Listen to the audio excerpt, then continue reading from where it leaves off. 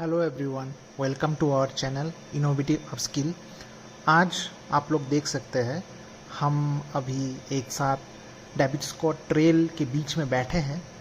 मेरे साथ है जिसान अंसारी, उसके बाद भागुपर खुंगीर और अफरूज अंसारी जो जिसान जी के भाई हैं। हम सब लोग आए हैं अभी ट्रेल में, तो उसके बीच थोड़ा डिस्कशन कर रहे हैं। यही है, आप सोरा चेरापूंजी के बारे में तो पता ही है आप सबको कितना इंटरेस्टिंग है ना। तो इसीलिए हम लोग बीच में एक डेविड स्कॉट ट्रेल में आए जो बहुत फेमस एक है, तो सोच रहे थे कि थोड़ा डिस्कशन करें सबके साथ, हमारे ऑडियंस को भी थोड़ा बताए कैसा क्या है जगह ये सब। तो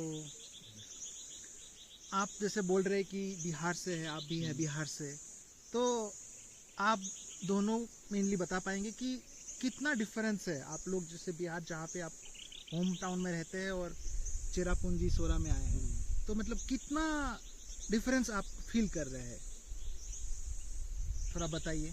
देखिए, डिफरेंस में बहुत सारे पॉइंट्स को हम लोग को देखना होगा। सबसे पहला पॉइंट अगर देखा जाए वेदर का, तो टेम्परेचर यहाँ पे 20 से 25 डिग्री एवरेज रहता है थ्रू आउट द ईयर, जबकि प्लेन में अगर बिहार में देखें तो वहाँ पे टेम्परेचर जो है एवरेज 30 to 35 डिग्री होता है और एक्सट्रीम में तो 45-46 डिग्री भी होता है। इसलिए वेदर को देखें तो यहाँ का वेदर काफ़ी अच्छा है एज़ कम्पेयर टू बिहार, तो काफ़ी अच्छा फील होता है यहाँ पे रहने में। और दूसरा कि यहाँ पॉल्यूशन नहीं है, काफ़ी कम है पॉल्यूशन, और किसी तरह का नॉइज़ पॉल्यूशन नहीं है, किसी तरह का एयर पॉल्यूशन नहीं है। जबकि वहाँ पे हमारे यहाँ बिहार में या पटना में पर्टिकुलरली अगर कहा जाए तो एक एग्जांपल अगर देखा जाए कि अगर वाइट शर्ट या कोई चीज़ पहन के जा रहे हैं तो एक दिन से ज़्यादा उसको नहीं पहन सकते हैं, तो इतना ज़्यादा पॉल्यूशन है कि उस पॉल्यूशन से ही पूरा काला हो जाता है। जबकि यहाँ पे वो सब चीज़ नहीं है। तो वेदर को लेके देखें तो काफ़ी अच्छा है, पीसफुल है, लोग भी सब सही हैं, शांति से रहते हैं मिलजुल के। ये चीज़ दोनों में अगर कंपेरेटिव देखा जाए। और अगर मैं पूछूं जैसे खाना पीना का हो गया, तो उनमें क्या डिफरेंस आपको मिल रहा है इधर? कल्चरल डिफरेंस है। कल्चरल डिफरेंस होने की वजह से फूड हैबिट्स में भी डिफरेंस है। ज्योग्राफी बदलेगा तो फूड हैबिट भी बदलेगा। तो लोकल पीपल का फूड हैबिट तो अलग है, बट फॉर बाहर से आने वाले लोगों के लिए यहाँ पे बहुत सारे रेस्टोरेंट्स ओपन है। For vegetarian people there are so many restaurants opening, और टूरिज्म बढ़ने से बहुत खाने पीने की कोई प्रॉब्लम है नहीं मेन सोरा टाउन में। एंड अगर आप ट्रेल कर रहे हैं तो you should carry your own food. और साथ ही साथ इस चीज़ का भी ध्यान रखें कि ये जब जैसा कि बताया ये बिल्कुल पॉल्यूटेड नहीं है, लिटरिंग यहाँ पे कोई नहीं करता है, तो आप भी इसका ध्यान रखें और इस जगह को बिल्कुल भी गंदा ना करें, इसकी प्योरिटी को, इसकी सेरेनिटी को बिल्कुल ख़राब ना करें। हाँ, बहुत अच्छा चीज़ आपने बताया है, बहुत अच्छी चीज़। हाँ ऊपर जी, मैं आपसे पूछना चाहता हूँ, जैसे आप तो बचपन से इधर है, तो अब ये 2025 ईयर चल रहा है ना, तो इतना दिन में माँ के लास्ट 10 ईयर्स में आपने चेरापूंजी में मतलब क्या क्या चेंजेस आपको दिखने को मिला है, मतलब वेदर के रिगार्डिंग या फिर कुछ नया कुछ हुआ है, कुछ चेंजेस हुआ है, मौसम वगैरह, लोग वगैरह बढ़े हैं? हाँ। According to your question, yeah, the change is there. It's been the last 20 years. Yes, Sora has been developed comparing till date. We have been developed. Before we have that cement factories. Have you heard? That is the main factory that giving a job to all the local of Sora. And after that, then luckily that God had created our nature, had beautified it.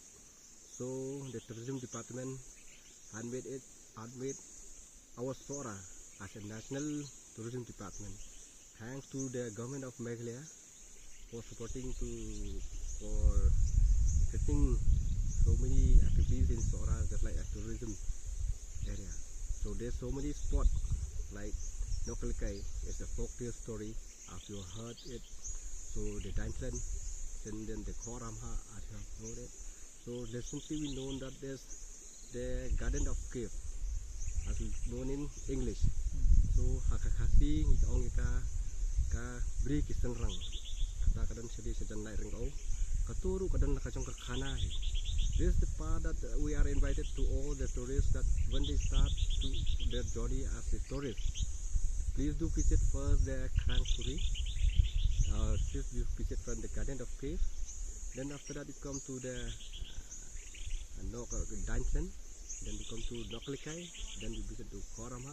This they have their own story. So that when you come and enjoy yourself, do respect as we do all respect our nature and do keep it clean. And whenever you come, we are always welcome to our locality. And this is for myself. Thank you आप पूरा अच्छे तरीके से समझाने के लिए। तो अभी जैसे मैं पूछना चाह रहा हूँ कि ये जो चेरापूंजी का जो नामाबी सोरा बना है ना, ये थोड़ा हिस्टोरिकल इसका थोड़ा इम्पोर्टेंस है ना। तो मैं जस्ट यही जानना चाहता हूँ कि एक्चुअली इसका क्या स्टोरी है, मतलब ये कब चेंज हुआ, मतलब पहले सोरा था फिर चेरापूंजी बना फिर सिर्फ सोरा बना, मतलब इसका स्टोरी क्या है, मतलब इसके। On that your questions, I don't know that much when it was changed and when it was named as we local we call it Sora. Then I don't remember the years when they changed. As we have heard the story that during those time the British or the rules during the David Scott, they don't know how to name properly, they don't know how to pronounce.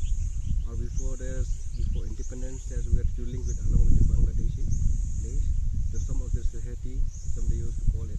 I don't know exactly what their dialect they used to say. Then after that, afterwards some people say that Sora to Chera. Then Chera is according to Bengali language or Salhali language is a kind of market. The Punji is a kind of town or village maybe. Maybe on those time on their meaning maybe they give a name that Sora is a kind of market area. So that's why.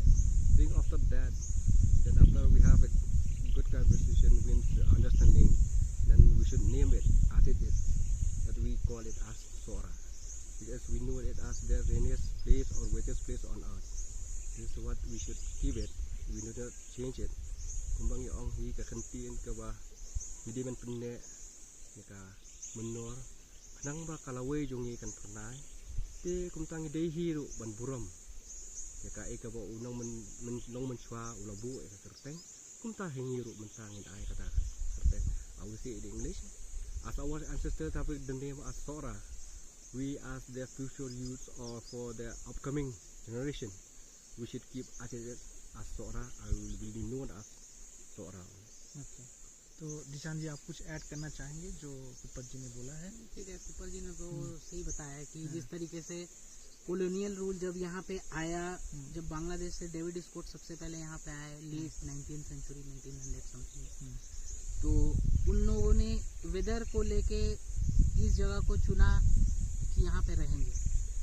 तो उन्होंने यहाँ पे first north east का church भी बनाया। कुछ दिनों तक वो लोग यहाँ पे रहे, लेकिन काफ़ी बारिश होने की वजह से वो लोग यहाँ पे नहीं सरवाइव कर पाए। तो यहाँ से वो शिफ्ट करके यहाँ से 50 किलोमीटर दूर शिलोंग चले गए और वहाँ पे असम का पहला कैपिटल उन्होंने अपना बनाया शिलोंग को। बाद में जब असम का डिवीज़न हुआ मेघालय में, तो फिर मेघालय का कैपिटल शिलोंग रहा। तो डेविड स्कॉट ने काफ़ी चीज़ यहाँ पे बनाया। उन्हीं का एक ट्रेल है यहाँ पे, डेविड स्कॉट ट्रेल। उन्होंने हॉर्स कार्ट के लिए एक ट्रेल बनाया था जिसमें हम लोग अभी आए हैं। सिलट से जाते थे शिलोंग तक, तो ये रास्ता था। तो रास्ता भी आप देख रहे हैं, चेरापूंजी से जो रास्ता पूरा गया है, तो डेविड स्कॉट का इसमें काफ़ी ज़्यादा कंट्रीब्यूशन है। आप भी कुछ ऐड करना चाहेंगे इस? दिशान जी ने सब कुछ बता दिया। ओके, तो जैसे कि सब ने आपने बताया, दिशान जी ने बताया कि हम लोग अभी डेविड स्कॉट ट्रेल में हैं। तो एक्चुअली ये इसका सिग्निफिकेंस क्या है इस ट्रेल का, मतलब क्यों बना और कहाँ से शुरू है कहाँ से एंड है, थोड़ा आप दर्शकों को थोड़ा ये क्योंकि ये तो काफ़ी पुराना स्टोरी है, तो बहुत सारा हिस्टोरिकल रिकॉर्ड्स कम है या हम लोगों ने इतना पढ़ा नहीं है। तो डेविड स्कॉट एक्चुअली में बांग्लादेश से लेके वो कनेक्ट करना चाहते थे नॉर्थ ईस्ट को, तो उसके लिए इन्होंने रास्ता बनाना शुरू किया। बट क्योंकि उस समय पे यहाँ लोकल लोग रह रहे थे, तो काफ़ी ज़्यादा अंग्रेज़ों से और इन लोग से कन्फ्लिक्ट हुआ। फिर बाद में जाके बहुत सारी चीज़ें ये हुई, उसके बाद फिर जाके ट्रेल मतलब वो रास्ता पूरा बना। तो उस समय व्हीकल वगैरह उस तरीके का तो होता नहीं था, ऑटोमोबाइल्स टाइप, तो घोड़ा गाड़ी या जो होता था उस पर ही चलते थे। तो उसके लिए उन्होंने एक पर्टिकुलरली पाथ बनाया पहाड़ से होते हुए जाते हुए। तो अभी भी उसका पैच बहुत सारे जगह पे है, जो रिजर्व फॉरेस्ट का पार्ट है, रिजर्व फॉरेस्ट का पार्ट है। तो यहाँ पे उसका काफ़ी लंबा एक पैच है जिसको डेविड जिसको स्कॉट अभी ट्रेल हम लोग कर कहते रहे हैं, हैं 23 किलोमीटर। जो लाड मॉफ्लांग से एक गांव है सोरा के आगे, वहाँ से निकल के और फिर कंप्लीट होता है मॉफ्लांग में। मॉफ्लांग एक दूसरा गाँव है। तो मतलब इधर इस पॉइंट से उस पॉइंट और उस पॉइंट से इस पॉइंट भी आ सकते हैं। दोनों पॉइंट से कहीं भी शुरू कर सकते हैं, कहीं भी निकल सकते हैं। तो इसके आने के लिए जैसे कुछ चार्जेस वगैरह अगर हमारे दर्शक आना चाहे तो? चार्जेस उधर गेट पे, मॉफ्लांग के गेट पे लगता है, लार्ड मॉफ्लांग पे नहीं लगता है। ओके। और गाइड भी अवेलेबल है, इजीली आप गाइड लेके भी आ सकते हैं और गाइड की ज़रूरत नहीं है, ट्रेल इजीली मार्क्ड है। तो बहुत easy शिलोंग से मॉफ्लांग आने के लिए आप लोकल व्हीकल टैक्सी लेकर आ सकते हैं मॉफ्लांग में डेविड स्कॉट ट्रेल पे। ठीक है। वहाँ पे अपनी एंट्री कराकर फिर वहाँ से शुरू करें और लार्ड मॉफ्लांग पे निकल के फिर चरपनी सौरा तक। ठीक है, देखिए आप लोग बहुत एक अच्छा जानकारी हम सबको मिला है इसके बारे में, सब लोग यहाँ पे आके एंजॉय कर सकते हैं। तो अभी मैं कुछ ऐसे ही सबके लिए इन जनरल पूछना चाहता हूँ कि अगर कोई घूमना चाहे, कोई बच्चा हो, बूढ़ा हो, तो कुछ जगह आप लोग अगर रिकमेंड कर पाए हमारे दर्शकों को कि वहाँ पे जाएंगे, जाके वो थोड़ा एंजॉय करेंगे। टूरिज्म डिपार्टमेंट में बहुत सारी जगह बनाई, कूपर जी ने भी बताया गार्डन ऑफ केव्स के बारे में। वैसे तो मेघालय आपके लाइफ टाइम के लिए भी कम पड़ जाएगा अगर आप घूमना शुरू करें तो, बट लेकिन टूरिस्ट के लिए बहुत सारी जगह जिसको प्रॉपर्ली मार्क किया गया है, फैसिलिटीज़ अवेलेबल है, इजीली एक्सेसिबल रोड्स है। गार्डन ऑफ केव्स हो गया, आरवा केव है, मौसमाई केव है, उसके बाद बहुत सारे वाटरफॉल्स हैं यहाँ पे, प्रूथ वाटरफॉल, जनाइलर, लिंगसियार, मौसावा waterfalls. There are so many waterfalls जिसको आप कवर कर सकते हैं विथ योर ओन व्हीकल और कैब शेड, कैब्स और टैक्सी, सारी चीज़ें अवेलेबल है, गाइड्स भी मिल जाते हैं इजीली। तो ये सारी जगह हो गई, यहाँ बच्चे भी जा सकते हैं। लेकिन डेविड स्कॉट ट्रेल के लिए आपको थोड़ा फिटनेस हो, अर्बन एरिया के लोगों के लिए एक ट्रेल है, थोड़ी सी हाइकिंग है 23 किलोमीटर, तो थोड़ा फिटनेस होना चाहिए, वरना उन बच्चों के लिए ये रिकमेंडेड नहीं है जो नहीं चलते, बिल्कुल नहीं चलते। जिनमें वॉकिंग का थोड़ा हैबिट है वो आराम से कर सकते हैं, पर इसमें कोई बहुत मुश्किल नहीं है, बहुत सीधा अच्छा सा ट्रेल है, एकदम ब्यूटीफुल सा, इसको कर सकते हैं। उसके अलावा अभी ये तो ईस्ट खासे हिल में है, उसके अलावा भी मेघालय में जयंतिया हिल्स है, गारो हिल्स है, जो आजकल रील्स पे बहुत फेमस हो रहा है। There are so many places, like I said before, thousands of places. तो आप बहुत सारी जगह कवर कर सकते हैं, बट 3-4 दिन के लिए आ रहे हैं तो यहाँ पे आप डाइनथिलन रोड में ही जाएंगे तो 7-8 वाटरफॉल से एक दिन आपका पूरा वहाँ कवर हो जाएगा। तो जहाँ पे आपको सारी चीज़ें, लाइफ जैकेट्स भी अवेलेबल है, आप पानी में जाके स्विम भी कर सकते हैं, फुल एंजॉय कर सकते हैं, और डेविड स्कॉट ट्रेल पे आके एक दिन स्पेंड कर सकते हैं, पिकनिक मना सकते हैं। मौसम में अगर आप पिकनिक खाना बनाना चाहें तो कुछ पे करके 100 रुपीज़ और समथिंग आप पे भी कर सकते हैं। 50 रुपीज़ वहाँ का टिकट है, 50 रुपीज़ लाइफ जैकेट है, आप पूरा एंजॉय कर सकते हैं। और बहुत सारे, और अगर आपको ट्रैकिंग एंड हाइकिंग बहुत पसंद है, if you are lover of that, then आप यहाँ पे गार्डन ऑफ केव्स के बगल में ही पुंग लेयर वाटरफॉल है, जो इन्फिनिटी पूल्स के लिए बहुत फेमस हो रहा है अभी इस एरिया में, तो वहाँ भी जा सकते हैं आप, उनको भी देख सकते हैं। तो ये, और फिर जो ये मॉफ्लांग में निकलेंगे वहाँ एक सैक्रेड ग्रूव है, आप जाइए, सैक्रेड ग्रूव के बारे में पता कीजिए, जो प्रोटेक्टेड है बाय ट्राइबल लॉज, जहाँ से आप एक ट्विग भी उठा के नहीं ला सकते। तो वहाँ पे आपको लोकल कम्युनिटी का रिस्पेक्ट करते हुए वहाँ आप विजिट कर सकते हैं गाइड के साथ, और ये सारी चीज़ें हैं यहाँ पे, और बहुत सारी चीज़ें अवेलेबल हैं। धन्यवाद। हाँ, आप भी कुछ बताइए। देखिए, जैसे ही मेघालय का नाम आता है तो सभी लोगों के दिमाग में एक ही चीज़ आता है, वो क्या है? बारिश। नहीं, मेघालय घूमने के व्यू से अगर कहा जाए तो लोग Waterfall। मेघालय क्या घूमने आते हैं? वाटरफॉल। वो यहाँ पे आते हैं लिविंग रूट ब्रिज घूमने, लिविंग रूट ब्रिज, जो कि यहाँ का सबसे सही बात। यूनिक चीज़। वाटरफॉल आपको इंडिया में हर जगह पे मिलेगा, लेकिन जो लिविंग रूट ब्रिज है यहाँ का, जो रबर ट्री से बनाया जाता है, तो उसके लिए डबल डेकर जो रूट ब्रिज जनरली आमतौर पे लोग सुनते हैं कि हाँ डबल डेकर रूट ब्रिज जाना है, लेकिन उसमें जाने के लिए ये है कि अगर आप बच्चे हैं या बूढ़े हैं जो सही से चल नहीं पाते हैं, या जिनका एज हो गया, जिनका Practice भी फिटनेस, नहीं है, जिनका प्रैक्टिस नहीं है, जिनका फिटनेस कम है, तो वहाँ जाना थोड़ा मुश्किल होगा उनके लिए। तो तो डबल डेकर रूट ब्रिज के अलावा भी यहाँ पे और भी बहुत सारे रूट ब्रिजेज हैं, जैसे कि आपको डबल डेकर रूट ब्रिज जो नोंगरियाट में है उससे ही आप 5-7 किलोमीटर आगे जाएंगे तो वहाँ पे उमकार रूट ब्रिज करके एक ब्रिज आता है फीज विलेज में, तो वहाँ पे अब जा सकते हैं। आप किसी एज के हैं तो उतना ज़्यादा प्रॉब्लम नहीं है, थोड़ा सा बस सीढ़ी है, फिर वहाँ पे आप जाके देख सकते हैं कि रूट ब्रिज किस तरीके से यहाँ के लोकल कल्चर ने बनाया और कैसे यूज़ करते हैं। तो ये चीज़ है, बाकी तो हाँ, धन्यवाद जानकारी देने के लिए।